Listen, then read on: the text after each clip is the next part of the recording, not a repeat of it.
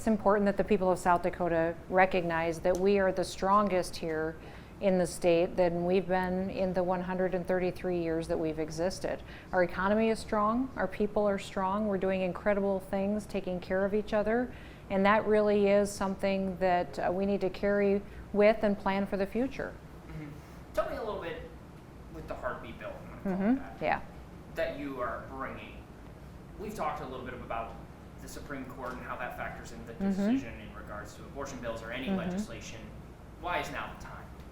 Well, now is the time because we have a bill in front of us that has been proven out in the court system, such as the Texas bill, that indicates that science has proven a life begins at conception, and we can detect a heartbeat at 6 weeks. So our bill will ensure that there won't be abortions after those 6 weeks because it is a detectable, and it will certainly not punish the mother.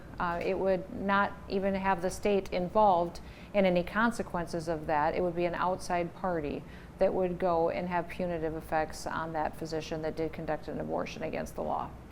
This is something you've talked a lot about a lot in the past, but you made a comment during the speech that a lot of drugs coming into the state of South Dakota come from the border. Can you kind of elaborate on those remarks, and how you kind of gathered that evidence? Yeah, we've our law enforcement officers every day out on the highways of South Dakota and in our communities are finding more and more drugs that they can trace back to coming over the southern border and coming through our state of South Dakota and even dispersing throughout the Midwest. So we're seeing a huge increase as well from what they are able to stop at the southern border with a lot of the illegal immigration that's happening. So it's good that we're confiscating it, but that also means that there's a lot more out there that we're not catching. Fentanyl is a huge problem. It is prevalent in many other drugs that we're finding out on the streets, and obviously we all know how deadly that can be for so many people. What was interesting to me and what was powerful was when our National Guard was down on the southern border, the stories that they told when they got back home. The stories they told of how many people that were coming across the border illegally that were smuggling drugs, that were smuggling human beings. And the illegal activity that was happening down there to them was shocking. So we know that we have more of this coming into the country, that we don't have a handle on it. We're catching more of it in South Dakota because we put more resources out there on our highways stopping it. And our meth teams and investigators, and then those that work in our communities in partnership with our DCI units, they're stopping it, but we've still got to be aggressive to make sure that we're protecting our kids. In regards to the critical race theory ban, similar question I kind of asked you. Critics of the bill have suggested that it doesn't really have any teeth or doesn't go after any specific books or textbooks or philosophies. How do you reconcile that, and what's kind of the intent of the bill? The intent of the bill is to say that no curriculum in the state of South Dakota will teach anything that values one person over another based on their race, their sex, and that it won't be used as a divisive tool. Our standards and the curriculum that's used in our classroom will ensure that content reflects that. So that will reflect what is in our statute after this bill is signed into law. That means that our kids will read the truth. They'll read the Declaration of Independence. They'll read the Constitution. They'll read the Federalist Papers. It's not having an agenda, and it's not trying to sway these individuals to one side or the other. It's knowing the true and honest history of this country and our Native American cultures, and allowing them to learn from that and to try to do even better in the future. Yes, ma'am. How do you balance, obviously everybody agrees slavery is bad, and there's no doubt that you agree with that sentiment, but how do you balance, people who would be pro-critical race theory might agree with that and teach it? What's the difference between your philosophy and critical race theory and teaching something like that? Well, I haven't met very many people in South Dakota that think critical race theory should be here. The people that I see that would be against this bill that I'm bringing to stop critical race theory, they have an agenda.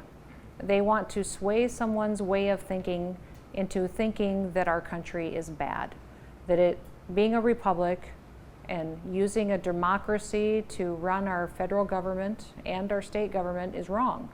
And that is not what has kept America special for hundreds of years. So It's important to me that if you live here and you're an American, that you embrace what America is.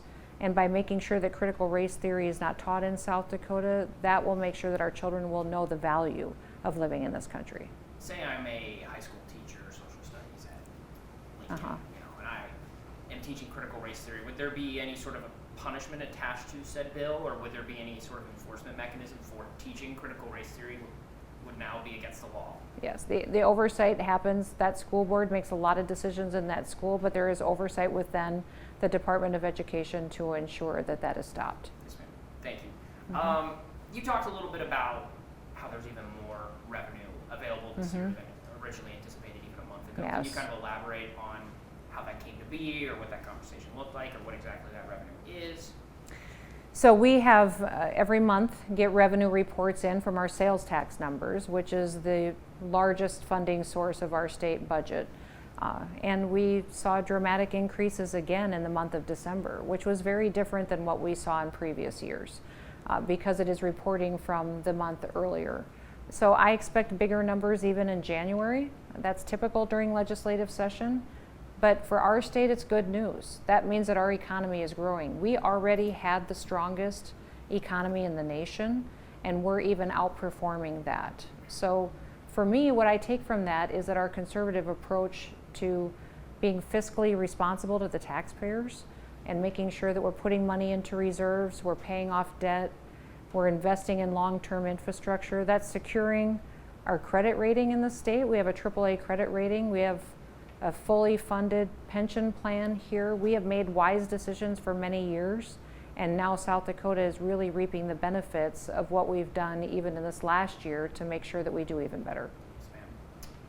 The vaccine exemption mandate bill, call it that for now. What exactly does it do? What's the intent? Obviously it's not a full mandate ban for private corporations, but can you kind of talk about what it does and doesn't do? Well, it's making sure that a person is offered the opportunity to get a religious or a medical exemption, and it will also recognize natural immunity as well. That an individual will have the opportunity to make that case and to get the chance to not be forced to take a vaccine. I did this through executive order. It's been in place in South Dakota for quite some time for our state employees. And I also want to remind everybody that I will take every action possible to stop unconstitutional mandates. I've had a lot of people ask me about what the federal government is doing to businesses through OSHA, and we are suing in federal court to stop them from doing that. And once again, my principle is I will do my job, but I will not overstep my authority. And that is something that I believe leaders in this country shouldn't do, is overstep their authority, especially in a time of crisis. I was talking to a lawmaker right after the speech, and they basically said that was a lot. It's going to be a busy session. What is that? It's going to be a what? A busy session. Well, it will be a busy session. What was a lie? No. I didn't say. Oh, no lie. Oh, I thought they said it's going to be a busy session. Oh, it's going to be a busy That's session. all I thought you said. said okay. What do you want to be the takeaway? What is your number one prerogative or message trying to get through this session? Well, we have to be wise. I would ask that while it'll be busy, that we need to slow down. We have unprecedented historical revenues, and we should make decisions that make the difference for the next 50 to 60 years, and to make sure that we're putting them into places that really reflect our values. That is important to me, and we have proven that the decisions that we make here work for our people, and never lose sight of the fact that the government is here to serve the people, not to dictate to them.